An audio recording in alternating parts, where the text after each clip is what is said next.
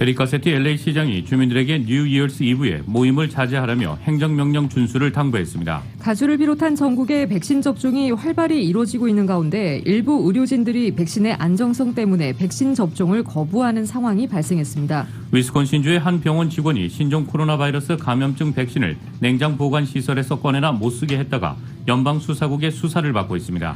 미국 내 신종 코로나 바이러스 감염증 사태가 계속 악화하면서 이로 인한 사망자가 이틀 연속 최대치를 경신했습니다. 연일 20만 명 안팎의 신종 코로나 바이러스 감염증 확진자가 쏟아져 나오는 미국에서 교도관들의 집단 감염으로 문을 닫는 교정시설이 늘고 있는 것으로 나타났습니다. 개빈 뉴섬 주지사가 내년 2월부터 캘리포니아 전역의 초등학교들의 대면 수업 오픈을 추진하기 위해 20억 달러의 재정을 투입하기로 했습니다. 연말연시 연휴를 맞아 경찰 당국이 음주 및 약물 운전 절대 하지 말고 안전운전에 각별히 주의해야 한다고 촉구했습니다. LA시의회가 코로나19 확산 속에 공원 내 범죄가 급증하자 팍레인저에게도 무장을 가능하게 하는 조례안을 추진하고 나섰습니다. 가주에 또 한 명의 한인 커미셔너가 탄생했습니다. 개빈 뉴섬 주지사는 민권 변호사인 헬렌 홍 씨를 가주 공정고용주택위원회 커미셔너로 임명했다고 밝혔습니다. 연방상원의 다수당을 결정할 조지아주의 결선 투표를 앞두고 사전투표에서 이미 사상 최다의 유권자가 참여한 것으로 나타났습니다. 뉴욕 증시에서 주요 지수는 올해 마지막 거래일을 강세로 마감했습니다.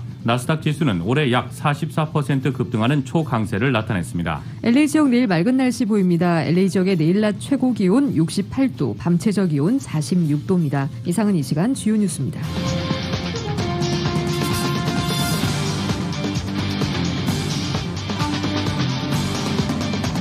이 시간 주요 뉴스는 공항에서부터 목적지까지 모바일 체크인과 첨단 공기순환 시스템을 통해 안전한 기내 환경과 여행을 제공하는 아시아나 항공 제공입니다. 애청자 여러분 안녕하십니까? 조희정입니다. 안녕하십니까? 이균우입니다. 2020년 12월 31일 목요일 라디오 서울 이브닝 뉴스 1부입니다.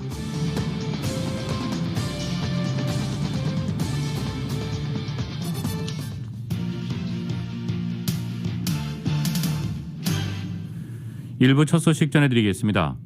LA를 비롯한 남가주의 코로나19 전염세가 심각한 가운데 에릭 가세티 LA 시장이 주민들에게 뉴 이어스 이브에 모임을 자제하라고 전했습니다. 가세티 시장은 지난 연말 연휴 동안 모임을 가진 주민들로 인해 확산세가 심화됐다며 뉴 이어스 이브에 스테이 앳 홈 행정명령 준수를 당부했습니다. 또한 대규모 모임을 슈퍼 전파자로 지목하고 시 경찰국을 통해 주민들에게 뉴 이어스 이브 파티를 취소하라고 통보한 상황입니다. LA 카운티 셰리프국은 이번 달에만 대규모 파티를 연 주민 235명을 체포했다고 전했습니다. 가세티 시장은 시 경찰국이 뉴 이어스 이브에 LA 시내 대규모 모임과 파티를 막기 위해 순찰 인력을 증원할 계획이라고 밝혔습니다. 가주를 비롯한 전국의 백신 접종이 활발히 이루어지고 있는 가운데 일부 의료진들이 백신의 안정성 때문에 백신 접종을 거부하는 상황이 발생했습니다. 의료진들은 CDC 지침에 따라 코로나19 백신 최우선 접종 대상자입니다. 현재 접종에 쓰이고 있는 화이자와 모더나사의 코로나19 백신은 노인층, 만성질환자를 비롯한 수만 명을 상대로 한 검사를 통해 효능성과 안정성이 입증된 바 있습니다. 그러나 백신에 대한 불신은 여전히 남아있어 가주 내 의료진 일부가 접종을 거부하는 상황입니다. LA에 위치한 프로빈스 홀리크로스 메디컬 센터의 경우 임신 중인 간호사들이 임산부를 대상으로 한 백신 안정성 검사가 없어 CDC의 지침을 따르지 않고 백신 접종을 거부하고 있습니다. 이들은 마스크 착용으로 코로나19 감염 방지에 힘쓰고 있다며 백신 없이도 팬데믹 종식 때까지 버틸 수 있다고 밝혔습니다. 보건국에 따르면 현재 임신 중이거나 임신을 원하는 일부 의료 인력들이 백신의 장기적인 부작용을 우려하며 접종을 꺼리는 상황이라고 밝혔습니다. 임신 여부와는 관계없이 백신의 안정성을 우려하고 간호사들이 있어 의료진 백신 접종에 차질이 빚어지고 있습니다. 개빈 뉴섬 캘리포니아 주지사가 내년 2월부터 캘리포니아 전역의 초등학교들의 대면 수업 오픈을 추진하기 위해 20억 달러의 재정을 투입하기로 결정했습니다.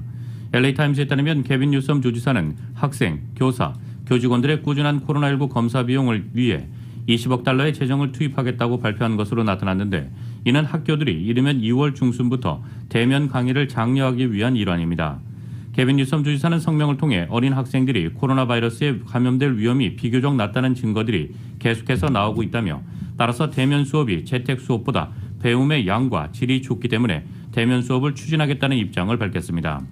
이어 뉴섬 주지사는 4명 아이들의 아버지로서 그리고 부모, 교육자, 소아과 의사들의 의견을 종합해 볼 때 대면 수업이 배움의 질, 사회적 정서, 정신 건강을 위해 최선의 교육 환경이며 팬데믹 상황에서 학생, 교사들의 건강에 안전이 보호된다는 기반 하에 하루빨리 학생들이 교실로 돌아갈 수 있도록 노력하고 있다고 말했습니다.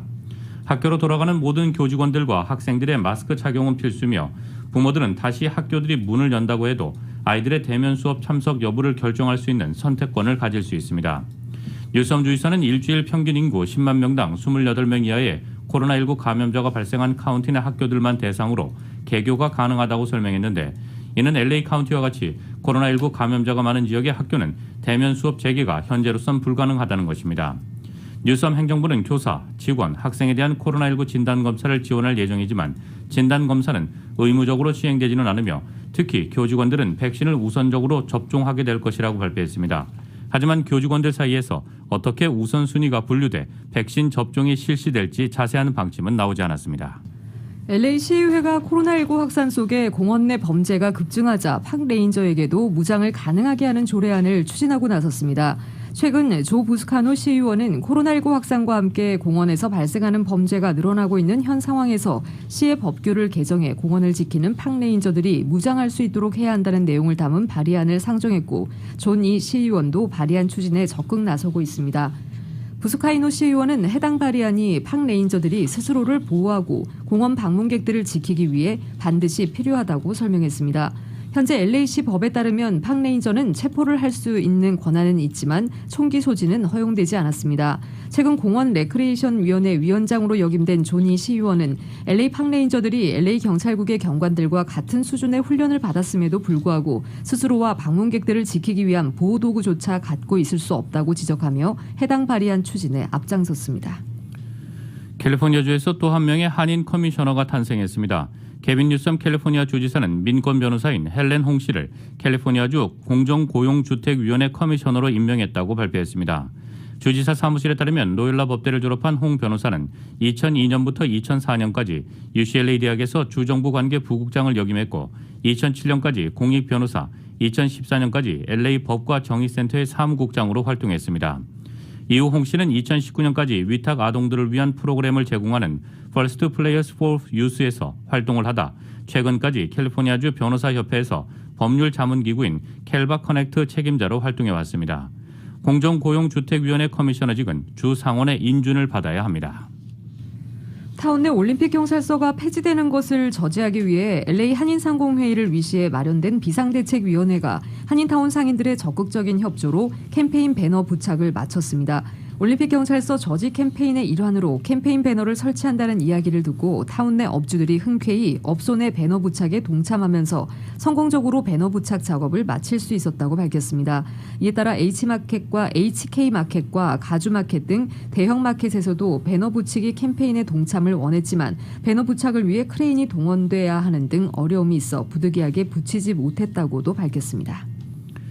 코로나19 방역 지침을 어기고 대규모 찬양 집회를 열어온 보수 성향의 복음주의 찬양 인도자가 LA 카운티 세 곳에서 송구영신 집회를 계획하고 있어 논란이 되고 있습니다.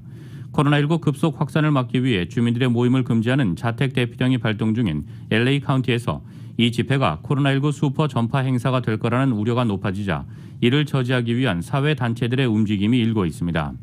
북가주 레딩 출신 찬양 인도자이자 낙선한 공화당 하원 후보였던 션 포인트 목사는 LA 다운타운 노숙자 지역인 스키드로우 아울리치를 시작으로 오늘 에코파크의 노숙자 텐트촌 두 곳을 방문한 후 발렌시아의 교회 주차장에서 찬양 집회 레러스 워십을 개최한다고 홈페이지를 통해 공개했습니다. 션 포인트 목사는 코로나19 사태 이후 종교 모임을 제한하는 정부의 방역 조치에 저항하며 미 전역에서 야외 찬양 집회 레러스 워십을 열어 방역 당국을 긴장시켰습니다. 션 포인트 목사가 인도한 워싱턴 DC 내셔널 집회에는 수만 명의 추종자들이 참가해 사회적 거리 두기나 마스크 착용을 무시한 채 노래하고 춤추는 모습이 유튜브 동영상을 통해 공개되기도 했습니다.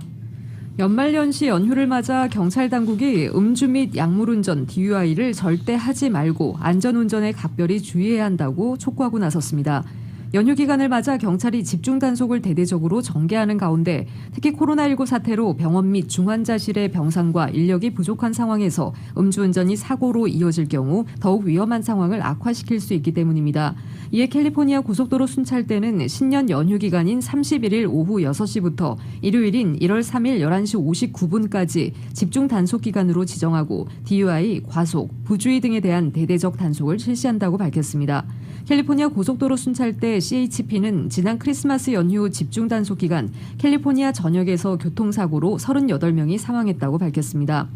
특히 단속이 진행된 78시간 동안 DUI를 이유로 573명을 체포했다고 밝혔습니다.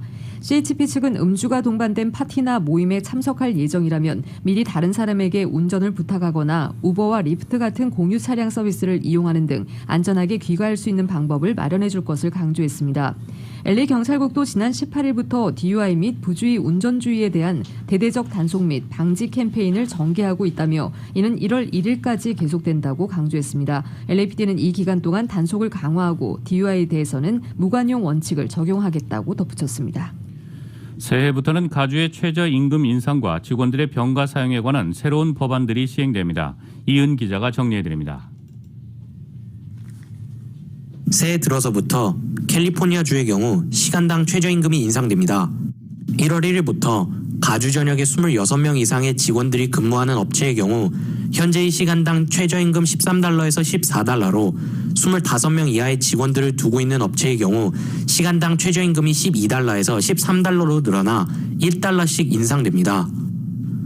LA시와 카운티의 경우 2020년 7월 1일을 기해 시간당 최저임금은 직원들이 26명 있는 업체들은 15달러로 25명 이하의 직원들이 있는 업체는 14달러로 인상된 바 있습니다. 김혜원 노동법 변호사에 따르면 가주의 시간당 최저임금 인상과 더불어 2021년 1월 1일을 기해 가주에서는 직원들의 병가 사용, 육아휴직과 관련된 법안들이 새롭게 시행될 예정입니다. 시행되는 새 노동법규 중 가장 대표적인 것은 병가 사용과 관련된 AB 2017인데 새 규정으로 인해 고용주들은 직원들의 병가 사용 목적에 제한을 둘 수 없게 됩니다. 현재는 병가 사용과 관련해가지고 자신과 가족의 질병 치료와 간호를 목적으로만 사용이 가능한데요. 내일부터 시행이 되면은 병가를 신청한 직원이 마음대로 재량에 맞게 됩니다. 1월부터는 직원의 휴직과 관련된 노동법규 SB 1383의 시행으로 5명 이상의 직원들을 두고 있는 비즈니스 사업장의 경우 직원들의 출산 혹은 가족 돌봄의 목적으로 무급휴가를 지급해야 합니다. 5명 이상의 사업장의 고용주가 신생아 출산이거나 아니면 병든 가족을 보살피려는 직원에게 12개월 기간 동안에 최대 12주를 무급휴가로 제공하고 휴가를 마친 데는 복직을 시켜줘야 됩니다.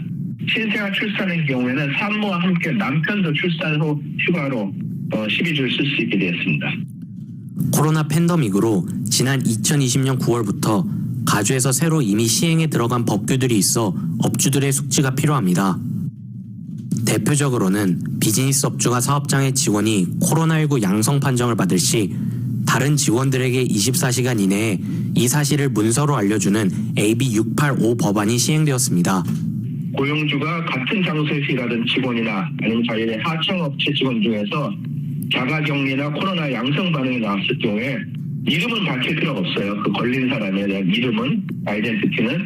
그렇지만 전 직원들과 하청업체 직원들한테 24시간 내로 그 양성 반응이 나왔다고 문서로 통보하도록 의무화가 되어 있습니다. 또한 소매와 식품업종에 종사하는 직원들의 손세척을 의무화하는 AB 1867 법안도 시행되고 있습니다. 라디오 서울 뉴스 이은입니다. 이어서 미국 소식 전해드리겠습니다. 미국 내에서 신종 코로나 바이러스 감염증 사태가 계속 악화하면서 이 질환으로 인한 사망자가 이틀 연속 최대치를 경신했습니다. 존스 홈킨스 대학은 어제 미국의 코로나19 사망자를 3,744명으로 집계했습니다. 전날 팬데믹 사태 이후 하루 사망자로 가장 많은 3,732명의 기록을 세운 지 하루 만에 이를 갈아치운 것입니다. 이런 가운데 질병통제예방센터는 내년 1월 20일이면 미국의 코로나19 사망자가 40만 명에 달할 것이라는 전망치를 내놓았습니다. 블룸버그 통신에 따르면 1월 20일은 트럼프 대통령이 공직을 떠나는 날이라고 설명했습니다. 존스홉킨스대는 오늘 미국의 누적 사망자를 34만 3천여 명으로 집계했는데 이를 기준으로 보면 앞으로 3주 새 5만여 명이 추가로 목숨을 잃는다는 것입니다. 특히 누적 사망자 30만 명을 돌파한 것이 12월 14일이었던 것에 비춰보면 불과 한 달 새 10만 명이 사망한다는 얘기입니다. 누적 코로나19 확진자는 1,982만여 명으로 집계돼 2천만 명에 육박했습니다. 어제는 또 코로나19 입원 환자도 12만 5,220명에 달한 것으로 코로나19 추적 프로젝트는 집계했습니다. 역시 팬데믹 이후 최고치입니다. 입원 환자 수는 사망자 수를 점쳐볼 수 있는 선행 지표로 여겨집니다. 어제 신규 감염자도 6번째로 많은 22만 9,042명으로 집계됐습니다. 이처럼 암울한 풍경은 주별 상황을 봐도 그대로입니다. LA 카운티에서는 어제 코로나19 누적 사망자가 1만 명을 돌파했고 텍사스주에서는 입원 환자가 사흘 연속으로 기록을 갈아치웠습니다. 미시시피, 루이지애나주에서는 신규 감염자 수가 역대 최대를 기록했습니다. 미국 정부가 신종 코로나 바이러스 감염증 백신의 접종 대상을 확대하는 방안을 고려 중이라고 앤서니 파우치 미 국립알레르기 전염병 연구소 소장이 오늘 밝혔습니다. 파우치 소장은 이날 MBC 방송에 나와 유보 물량으로 비축해둔 2회차 접종분 백신을 다른 사람들에게 1회차 접종분으로 맞히는 방안이 정부 내에서 논의되고 있다고 밝혔습니다. 화이자 바이오엔테크의 백신은 1차 접종 뒤 21일 후, 모더나 백신은 1차 접종 뒤 28일 후에 각각 2차 접종을 해야 제대로 된 면역 효과가 생깁니다. 미 정부는 이에 따라 1차 접종분 백신을 배포하면서 그와 똑같은 물량을 2차분으로 비축해두고 있는데 이를 당장 풀어 더 많은 사람에게 1차 접종을 하도록 한다는 것입니다. 다만 여기에는 위험 요소가 있다고 CNN은 지적하고 있습니다. 2차 접종분을 미리 비축하지 않으면 1차 접종을 한 사람들이 2차 접종을 해야 할 시점에 더 많은 백신을 생산해 배포해야 한다는 것입니다. 위스콘신주의 한 병원 직원이 신종 코로나 바이러스 감염증 백신을 냉장 보관 시설에서 꺼내나 못 쓰게 했다가 연방수사국의 수사를 받고 있습니다. 오늘 CNN에 따르면 위스콘신주 밀워키 북쪽에 있는 오로라 메디컬 센터에서 지난 25일 한 직원이 냉장 보관 시설에 들어있던 모더나의 코로나19 백신 57병을 꺼내놨습니다. 500회분이 넘는 분량으로 병원이 이를 발견해 다음 날인 26일 폐기했습니다. 해당 직원은 해고됐습니다. 당초 실수로 꺼냈던 것으로 알려졌지만 이 직원은 어제 일부러 그런 것이라는 진술을 내놨습니다. 동기는 아직 알려지지 않았습니다. 현재 현지 경찰과 FBI, 식품의약국이 조사를 벌이고 있다고 CNN은 전했습니다. 병원 측은 성명을 내고 이러한 행동은 우리의 핵심 가치에 대한 위반이고 그 사람은 더는 우리 직원이 아니다라며 500명 이상의 백신 접종이 늦어지게 돼 너무나 실망스럽다고 밝혔습니다. 모더나 백신은 일반 냉장고에서 30일을 보관할 수 있고 냉장시설에서 꺼낸 뒤에도 12시간 동안 사용 가능합니다. 병원에서는 해당 백신이 얼마나 오래 상온에 있었는지 밝히지 않았으나 해당 백신 대부분을 폐기해야 하는 상황이라고 설명했습니다. 영국에서 처음으로 긴급 사용 승인을 받은 아스트라제네카 백신에 대한 평가가 극명하게 엇갈리고 있습니다. 저렴한 가격에 운송, 보관상의 강점이 커서 코로나19 확산을 막아낼 수 있다는 기대가 큽니다. 그러나 미국과 유럽연합은 백신의 품질과 효능에 대한 정보가 부족하다며 불신을 드러내고 있습니다. YTN의 보도입니다. 영국이 세계 최초로 화이자 백신에 이어 아스트라제네카 백신을 승인하자 미국 뉴욕타임스는 세계를 지배할 수 있는 코로나 백신의 조건을 갖췄다고 평가했습니다. 이 백신은 영상 2도에서 8도의 일반 냉장고 온도에서 최소 6개월간 운송 보관할 수 있습니다. 반면 화이자 백신은 영하 70도 안팎으로 운송해야 하며 모더나 백신은 영하 20도에서 6개월간 안정적입니다. 가격도 훨씬 저렴한 아스트라제네카 백신은 한국을 비롯해 많은 나라가 우선 대량 구매 대상으로 꼽습니다.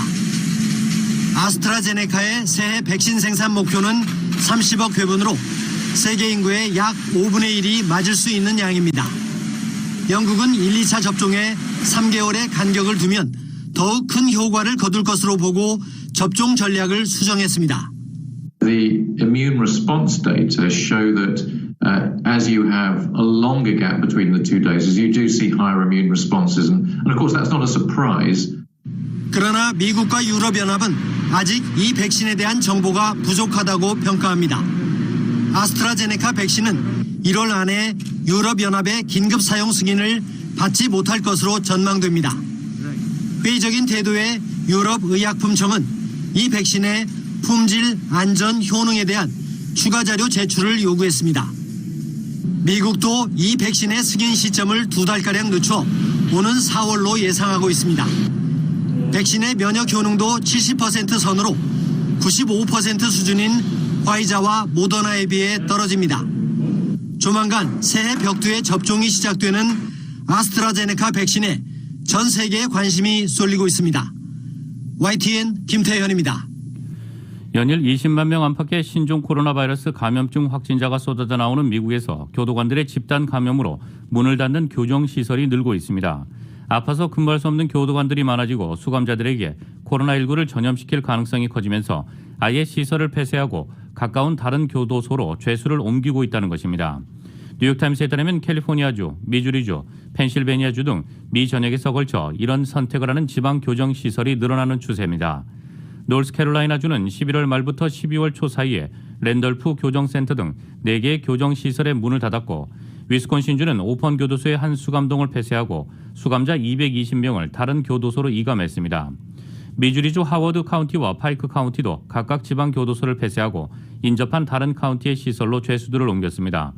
그러나 이런 조치로 수감자가 더욱 늘어난 다른 교정시설에서는 밀집도가 더욱 높아져 감염 위험이 더욱 커질 것으로 우려되고 있습니다. 실제로 캘리포니아주 샌쿠엔틴 주립교도소는 다른 시설에서 수감자들이 옮겨온 이후 바이러스 전염이 확산된 사례가 있습니다. 교정시설 내 코로나19 상황을 연구하는 노스캐롤라이나대 의대의 로런 브리클링 누빈스타인 교수는 뉴욕타임스에 사람들을 옮기는 일은 위험하다며 권장할 만한 조치가 아니다라고 생각하고 통합되는 시설에서 코로나19 감염률 증가를 초래할 수 있다고 말했습니다. 뉴욕타임스 집계 결과 미국의 교정시설에서 48만 명 이상이 코로나19 양성 판정을 받았고 이 중 2,100명 이상이 사망했습니다.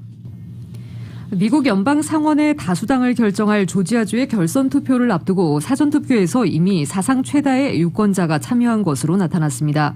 조지아주 발표에 따르면 1월 5일 상원의원 결선 투표에 앞서 12월 14일부터 31일까지 이뤄진 사전투표에서 280만 명이 넘는 유권자가 투표를 마쳤습니다. 이런 수치는 2008년 상원의원 선거 당시 투표자 수 210만 명을 훌쩍 넘어선 것으로 이미 사상 최고치라고 로이터는 전했습니다. 사전투표는 1월 1일까지 진행됩니다. 뉴욕타임스는 높은 사전투표 비율은 대부분 민주당의 좋은 소식으로 보인다면서 특히 공화당의 문제가 되는 것은 지역별 수치라고 전했습니다. 로이터도 지금까지 투표자 수의 약 3분의 1은 흑인이라며 이는 지난달 치러진 상원의원 선거의 흑인 유권자 비율 약 27%보다 늘어난 것이라고 전했습니다. 트럼프 대통령이 임기 막판 의회에 요구한 사항들이 친정인 공화당의 반대에 막혀 수포가 될 가능성이 커지고 있습니다. 임기를 20일가량 남겨둔 트럼프 대통령이 국방수권법 거부권을 행사하고 신종 코로나 바이러스 감염증 지원금 증액을 요구했지만 공화당이 이를 수용하지 않은 채 균열을 드러낸 것입니다. 트럼프 대통령은 국방수권법에 대해 소셜미디어 플랫폼 사업자의 컨텐츠 책임성 강화, 대통령의 해외 미군 감축 권한 제한 반대 등 이유를 들어 지난 23일 거부권을 행사했습니다. 또 의회가 코로나19 개인 지원금 $600를 지급하는 법안을 통과시키자 이를 $2,000로 높일 것을 요구했습니다. 이에 민주당이 다수석인 하원은 지난 28일 표결을 통해 국방수권법 거부권 행사를 무효화하는 재의결을 했습니다. 민주당은 코로나19 지원금 증액을 요구한 터라 같은 날 지원금을 $2,000로 올리는 예산 법안도 통과시켰습니다. 남은 것은 공화당이 다수석을 차지한 상원의 수용 여부입니다. 트럼프 대통령 재임 기간 상원은 민주당이 주도하는 하원의 트럼프 대통령에 대한 각종 공격을 막는 보루 역할을 했습니다. 하원이 2019년 말 우크라이나 스캔들을 고리로 트럼프 대통령 탄핵안을 통과시키자 상원이 이를 저지한 것이 대표적이지만 이번에 분위기는 확연히 다릅니다. 우선 국방수권법의 경우 거부권 행사를 무효화하기 위한 표결을 상원도 추진하고 있습니다. 공화당 의원들도 재의결에 별다른 이의가 없습니다. 이 경우 트럼프 대통령이 행사한 9번의 거부권 중 의회에서 무력화하는 첫 사례가 됩니다. 공화당 상원 의원들은 지금은 지원금 상향 조정에 대해서도 연방 부채 증가 등 이유를 들어 부정적인 기류가 강합니다. 이런 움직임의 중심에는 트럼프 대통령의 든든한 우군 역할을 해온 미치 매코넬 상원 원내대표가 있습니다. 매코넬 원내대표는 조 바이든 대통령 당선인이 지난 14일 선거인단 투표에서 승리하자 축하의 뜻을 밝히며 대선에 불복해온 트럼프 대통령과 입장을 달리하고 있습니다. 미국 대선 결과의 의회 인증을 앞두고 공화당 상원의원이 도널드 트럼프 대통령과 일부 여당 의원의 막판 뒤집기 시도를 신랄하게 비판했습니다. 오늘 미국 내 언론들에 따르면 공화당의 벤세스 상원 의원은 전날 밤 페이스북에 올린 공개 서한에서 조 바이든 대통령 당선인의 승리를 의회에서 뒤집으려는 시도는 위험한 책략이라고 말했습니다. 세스 의원은 대통령과 그의 동맹자들은 불장난을 하고 있다며 그들은 처음에 법원, 다음에는 주의회, 이제 연방의회가 대선 결과를 뒤집을 것을 요청하고 있다고 말했습니다. 하지만 트럼프 대통령과 측근들은 성공하지 못했고 지금은 수백만 표를 무효로 만들라고 요구한다면서 주장을 하려면 증거가 있어야 한다고 지적했습니다. 세스 의원은 사석에서 공화당 동료들과 얘기할 때 선거 결과가 사기라는 주장은 전혀 듣지 못했다면서 대신 그들은 트럼프 대통령의 지지자들에게 어떻게 보일지를 걱정했다고 말했습니다. 조 바이든 대통령 당선인의 취임식 전야에 신종 코로나 바이러스 감염증 희생자를 추모하는 행사가 전국적으로 열립니다. AP에 따르면 대통령 취임식 준비위원회는 전날 성명을 내고 취임식 전날인 내달 19일 저녁에 워싱턴 DC 도심의 내셔널몰에 있는 링컨 기념관 리플렉팅 풀에서 코로나19로 숨진 사람들을 기리는 조명 행사를 열 계획이라고 밝혔습니다. 추모식은 리플렉팅 풀 주변에 조명을 사용한 전시 행사 형태로 열립니다. 숨진 미국인을 추모하기 위해 리플렉팅 풀 주변에서 조명을 밝히는 행사를 여는 것은 처음이라고 준비위원회는 설명했습니다. 또 국가적인 화합과 추모를 위해 행사 당일 오후 5시 30분에 워싱턴 DC의 빌딩은 불을 밝히고 교회에선 종소리가 울립니다. 워싱턴 DC에서 열리는 메인 행사에는 미 전역의 여러 도시와 마을도 참여하도록 초대받았습니다. 준비위원회는 너무나 많은 미국인이 가족, 친구와 이웃의 죽음을 슬퍼하고 있는 대유행의 한가운데서 숨진 이들을 기리고 우리 역사에서 가장 어려운 시기 중에 하나를 숙고하며 대유행을 끝내고 나라를 재건하기 위해 함께하겠다는 우리의 약속을 새롭게 하는 것이 중요하다고 말했습니다. 워싱턴 DC의 대표적 명소 중 하나인 이 연못의 동쪽에서 보면 워싱턴 모뉴먼트가, 서쪽에서 보면 링컨 기념관이 각각 수면 위에 떠오릅니다. 앞서 준비위원회는 코로나19 확산으로 인해 대통령 취임식의 전통 중 하나였던 의회 오찬을 하지 않기로 결정한 바 있습니다.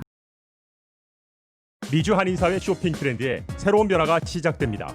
미주 한인들을 위한 아마존 스타일의 홈쇼핑이 탄생했습니다. 최신 트렌드에 맞는 발빠른 상품 업데이트로 언제든 최신 상품의 쇼핑이 가능하고 까다롭고 엄격한 제품 선정을 통해 최상의 품질을 보장합니다. 인터넷이 어렵다고요? 친절하고 전문적인 고객 서비스에서 상담부터 결제까지 도와드립니다. 로그인 필요 없이 복잡한 주문 프로세스를 모두 없앴습니다. 이제 한국 제품 미국 내 쇼핑은 한국 홈쇼핑이 최고입니다.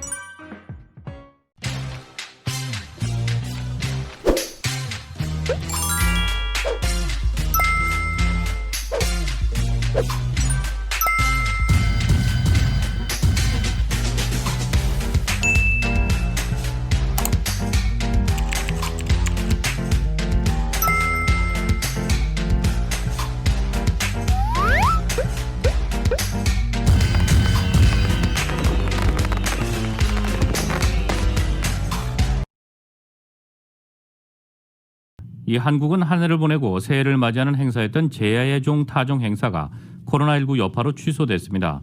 행사가 시작된 지 67년 만인데요. 도심 곳곳에서는 시민들이 일찍 귀가를 서두르면서 연말연시 모습은 예년과 사뭇 달랐습니다. YTN의 보도입니다. 해마다 10만여 명의 인파가 몰리던 서울 보신각 주변이 텅 비었습니다. 한 해를 보내고 새해를 알리는 보신각 제2종 타종 행사가 취소된 겁니다.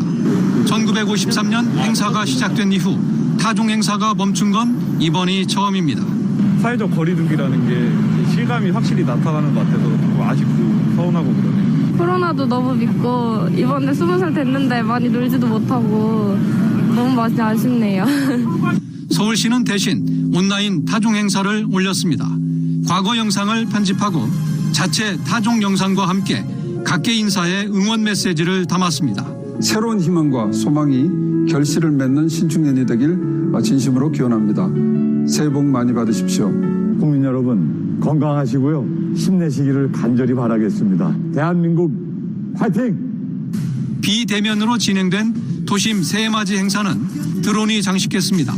천여 대의 드론이 서울 영동대로 상공에서 다양한 장면을 연출하며 코로나 극복과 새해 소망의 메시지를 내보냈습니다. 집합금지 명령에 따라 자치단체의 해넘이 행사는 모두 취소돼 바닷가 주변도 설렁했습니다.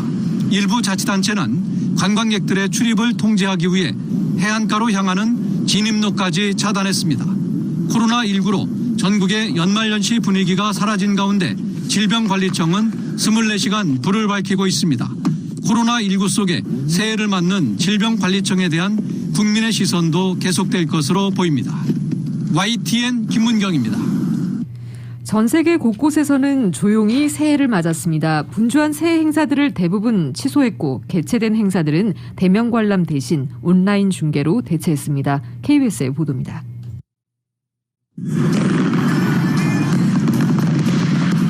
2021년 새해를 축하하는 화려한 불꽃, 오페라 하우스와 하버브리지 주변에서 불꽃놀이가 펼쳐졌습니다. 해마다 수많은 인파가 몰려 이 행사를 즐겼지만 올해는 직접 이 불꽃을 지켜보는 사람은 없습니다. 대신 TV로 생중계 화면을 봅니다. 호주 정부가 강력한 봉쇄 조치를 통해 주요 명소 통제에 나섰기 때문입니다. 예년 같았으면 사람들로 가득 차 새해 준비에 한창이었을 유럽의 거리들도 한산했습니다. 정부가 각종 신년 행사들을 모두 취소하고 군 병력과 경찰을 투입해 송년 파티와 모임을 막았기 때문입니다. 프랑스 파리의 한 지하철역, 새해를 앞둔 시간 여간은 적막하기만 합니다. 영국 런던의 트라팔가 광장도, 독일 베를린의 브란덴부르크문 주변도 인적을 찾기 힘듭니다. 난민촌에도 새해는 찾아왔습니다.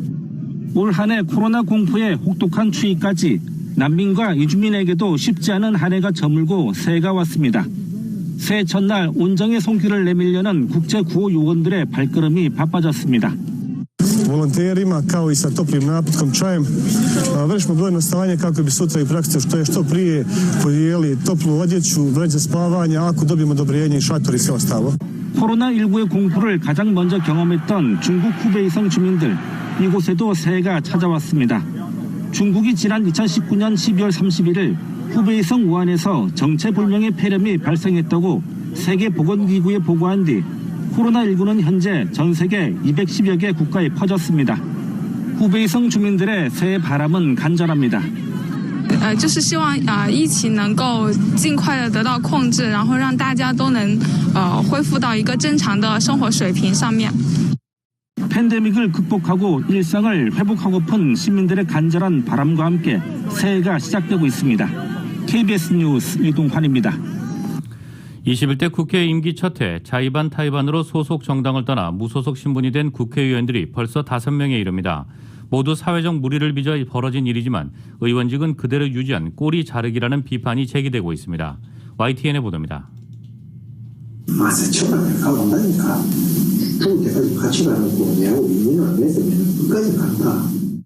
재산 편법증여 의혹에 대한 언론 보도를 돈으로 무마하려던 아버지. 국회의원인 아들은 결국 탈당으로 논란에 매듭졌습니다. 국민의힘을 떠나 무소속이 된 전봉민 의원입니다. 도의적인 책임을 지기 위해 국민의힘의 당적을 내려놓기로 결심을 하였습니다. 21대 국회 임기 첫 해 벌써 의원 5명이 이렇게 자진 탈당이나 제명으로 당을 떠났습니다. 발단은 양정숙 의원입니다. 부동산 투기에 동생 명의까지 동원해 세금도 안 냈다는 의혹이 일자 금배지를 채 달기 전에 더불어민주당의 비례정당 시민당에서 끝내 제명됐습니다. 명의는 아닙니다. 예, 이미 다 증여세를 2005년도 당시에 다 납부했습니다. 그럼 위법사항은 전혀 없습니다. 예. 민주당의 뿌리와도 같은 김대중 전 대통령의 아들 김홍걸 의원 역시 부끄러운 명단에 이름을 올렸습니다. 부동산 투기에 재산 축소 신고 의혹까지 더해져 당에서 제명 조치가 내려졌고 검찰 수사, 재판까지 받게 됐습니다. 네, 검찰 조사에 성실히 임하겠습니다. 그럼 재산 축소 의혹에 대해서는 좀 입장이 있으신가요? 네, 성실히 소명하겠습니다. 그나마 양정숙, 김홍걸 의원은 제명으로 불명예라도 떠안았지만 제발로 나간 의원들은 이마저도 없습니다. 대량 해고 사태가 초래된 이스타항공의 창업주 이상직 의원은 당 징계 절차가 진행되던 와중에 자진 탈당을 선언했습니다. 선당 후사자들로 당에 폐를 끼치지 않겠습니다. 잠시 당을 떠나 있겠습니다. 국민의힘에선 박덕흠 의원이 그 예입니다. 일가 회사가 피감기관으로부터 1,000억 원대 공사를 수수했다는 이해충돌 논란이 벌어졌고 끝내 당을 떠난 겁니다. 당에는 더 이상 부담을 주지 않도록 당적을 내려놓는 것이 맞다는 판단을 민주당과 국민의힘 모두 서로를 향해 의원직 사퇴를 요구했지만 스스로 의원직을 내려놓은 사람은 정작 아무도 없었습니다. 억대 세비, 수많은 권한을 모두 가진 채 여론이 수그러들기만 기다린다는 비판이 제기되는 이유입니다.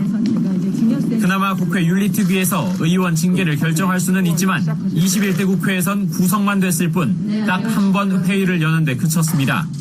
공천을 했던 민주당과 국민의힘도 검증 소홀에 책임을 지기보다는 여론의 문매를 피하기 위해 꼬리 자르기에 급급했다는 비판 역시 제기됩니다. YTN 우철입니다. 미주 한인사회 쇼핑 트렌드에 새로운 변화가 시작됩니다. 미주 한인들을 위한 아마존 스타일의 홈쇼핑이 탄생했습니다. 최신 트렌드에 맞는 발빠른 상품 업데이트로 언제든 최신 상품의 쇼핑이 가능하고 까다롭고 엄격한 제품 선정을 통해 최상의 품질을 보장합니다. 인터넷이 어렵다고요? 친절하고 전문적인 고객 서비스에서 상담부터 결제까지 도와드립니다. 로그인 필요 없이 복잡한 주문 프로세스를 모두 없앴습니다. 이제 한국 제품 미국 내 쇼핑은 한국 홈쇼핑이 최고입니다.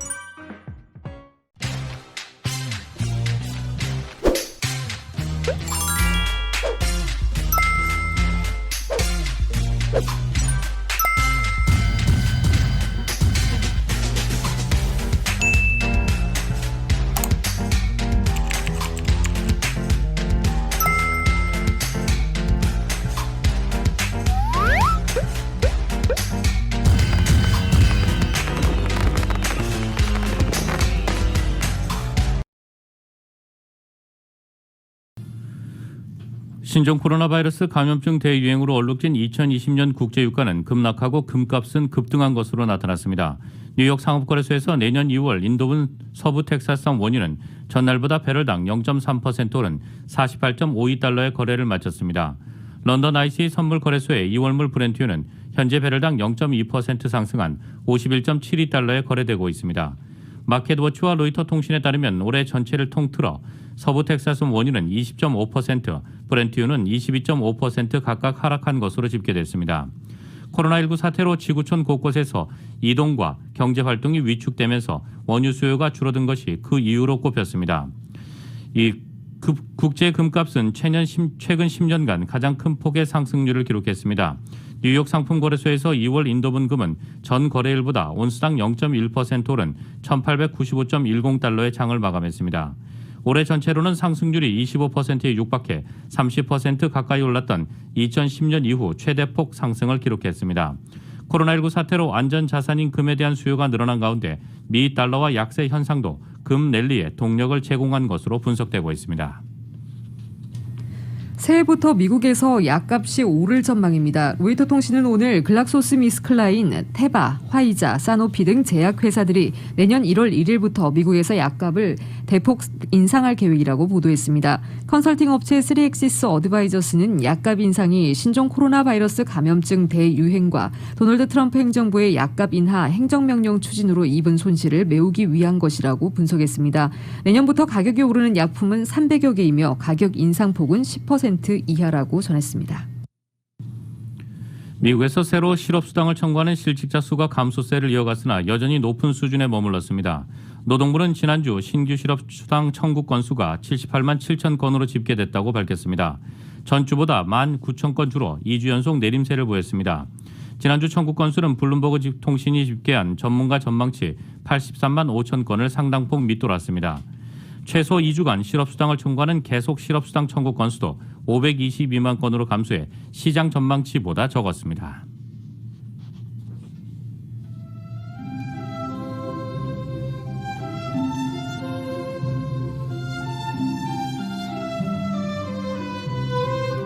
(12월 31일) 목요일 오늘 밤과 내일 날씨입니다. 2021년 새해 첫날인 내일도 남가주는 맑은 날씨로 시작하겠습니다. 낮 기온은 오늘보다 3도가량 오르면서 예년 기온을 회복하겠고 토요일부터는 다시 예년 기온을 밑돌겠습니다. 이런 날씨는 다음 주 초인 월요일까지 계속되다가 다음 주 화요일부터 다시 예년 기온대 낮 기온을 회복하겠습니다. LA 한인타운의 내일 낮 최고 기온 68도, 밤 최저 기온 46도입니다. 오렌지 카운티 지역 70도, 44도, 벨리와 인랜드 엠파이어 지역 55도, 37도, 해안 지역의 내일 낮 최고 65도, 밤 최저 47도입니다. LA 지역 오늘 밤 최저 기온 46도입니다. 새해 첫날을 맞은 한국은 오늘 북극 한파의 영향으로 추운 날씨를 보이고 있습니다. 서울의 오늘 낮 최고 기온 화씨 34도, 밤 최저 기온 화씨 14도입니다. 2020년 한 해 동안 저희 라디오 서울 이브닝 뉴스를 사랑해 주신 모든 분들 고맙습니다. 2021년 신축년 새해엔 애청자 여러분의 가정에 건강과 화목, 행복이 가득하길 기원합니다. 한 해 동안 보내주신 사랑에 감사드립니다. 모쪼록 건강하시고 새해 복 많이 받으세요. 지금까지 진행의 이균호, 조희정이었습니다. 편안한 저녁 보내십시오. 고맙습니다.